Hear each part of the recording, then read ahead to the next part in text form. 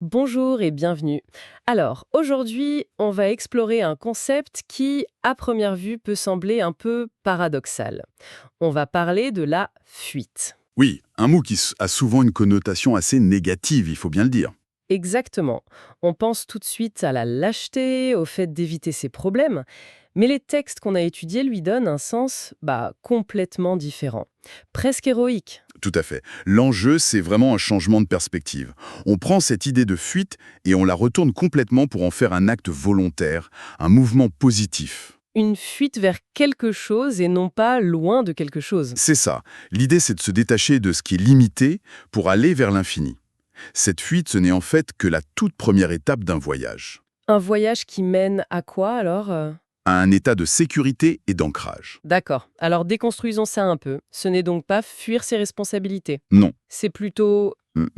Les textes utilisent des images très fortes, comme fuir l'ombre pour la lumière. Oui, ou abandonner la goutte d'eau pour plonger dans l'océan. C'est l'idée de quitter une version étriquée de la réalité. Pour une version plus vaste, plus complète. Un dépassement. Exactement. C'est un thème d'ailleurs qu'on retrouve dans beaucoup de traditions mystiques. L'idée est de s'extraire de ce que le texte appelle l'atmosphère mortifère du monde purement physique. Mortifère. C'est fort comme terme. Oui, mais il ne faut pas le voir comme un rejet du monde. C'est plutôt un refus de se laisser, enfermé par lui. Je vois. On prend de la hauteur pour voir le tableau d'ensemble au lieu d'avoir le nez collé sur les détails. C'est tout après ça. C'est un réalignement de l'attention. On arrête de fixer l'ombre pour se tourner vers la source de la lumière. Et l'exemple qui est donné est celui de Moïse. C'est assez frappant. Au départ, sa fuite est très humaine. Il fuit parce qu'il a peur. Oui, une réaction de survie, tout ce qu'il y a de plus normal.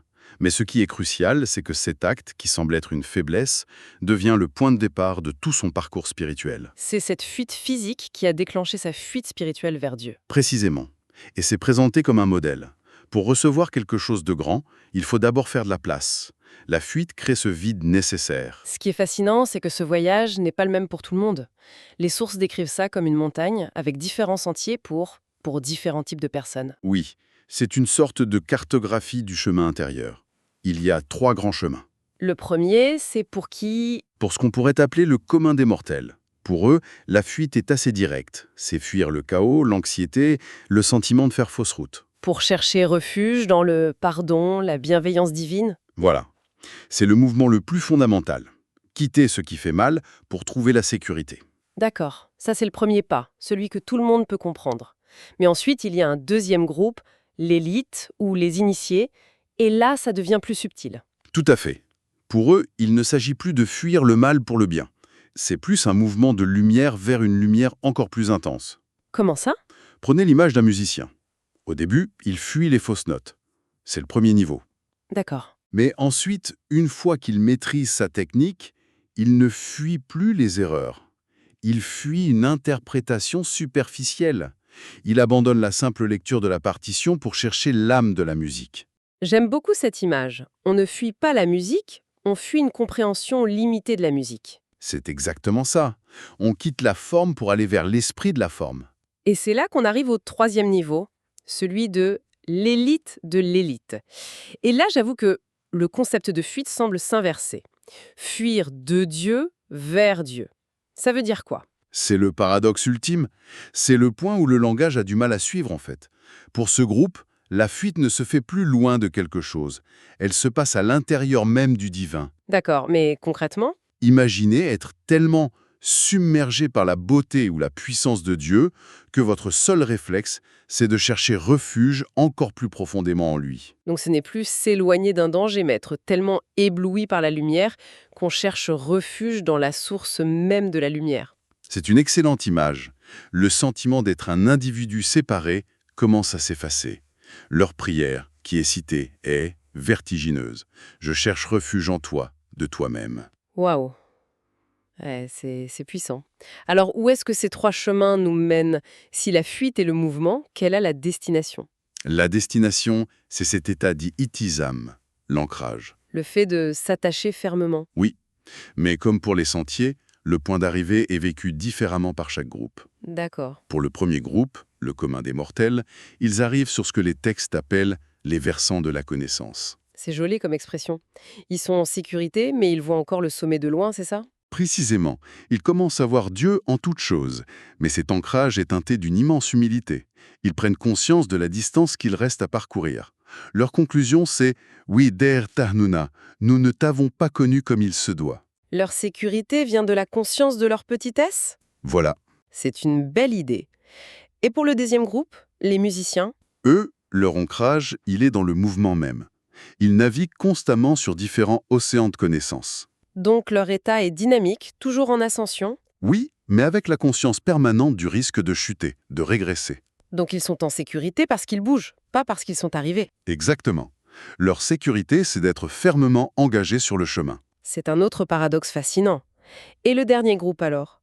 Ceux qui fuient de Dieu vers Dieu, où s'ancrent-ils? Si profondément absorbés, si ivres spirituellement, que même un cataclysme ne pourrait les distraire. Oui, leur ancrage est absolu. Ils sont devenus le lieu même de la contemplation. Pour eux, ce qui pourrait nous sembler être des illusions, ce sont en fait des manifestations du divin.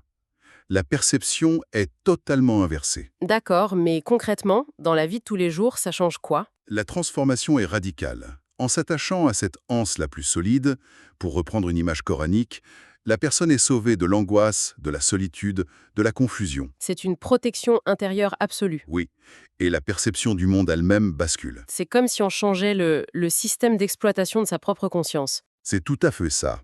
Les descriptions sont très poétiques. Les étoiles se mettent à sourire, les saisons deviennent des mélodies. Oui, et les peines perdent leur pouvoir destructeur.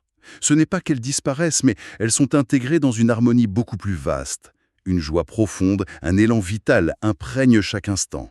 Ce n'est donc absolument pas une fuite hors de la vie. Non, c'est une fuite vers le cœur même de la vie, pour la vivre plus intensément, plus joyeusement. Et donc, pour maintenir cet état d'ancrage, le mouvement de fuite doit être constant. C'est la clé. La stabilité naît de ce mouvement juste et permanent. Il faut continuellement choisir de s'éloigner de ce qui nous abaisse pour aller vers ce qui nous élève. Donc, si je résume, on découvre ici qu'une véritable sécurité spirituelle ne vient pas de l'immobilité, mais d'un mouvement intentionnel perpétuel. C'est une parfaite synthèse. Une fuite continue, loin de ce qui nous limite et vers ce qui nous grandit, pour finalement s'ancrer dans cette connexion. C'est l'art de naviguer en gardant le cap sur une étoile fixe, quelle que soit la tempête. C'est magnifique. Et ça soulève une question, je trouve, qui nous dépasse tous, même en dehors d'un cadre spirituel. Ces textes décrivent comment le monde extérieur finit par refléter l'état intérieur. Oui, On peut alors se demander à quel point notre propre perception de la réalité, ce qu'on trouve beau, menaçant, important ou futile, à quel point tout cela est-il façonné par ce vers quoi nous fuyons et ce à quoi nous nous attachons chaque jour, dans nos vies. quels sont nos propres points d'ancrage et nos fuites silencieuses et quotidiennes? Voilà. C'est une question à méditer.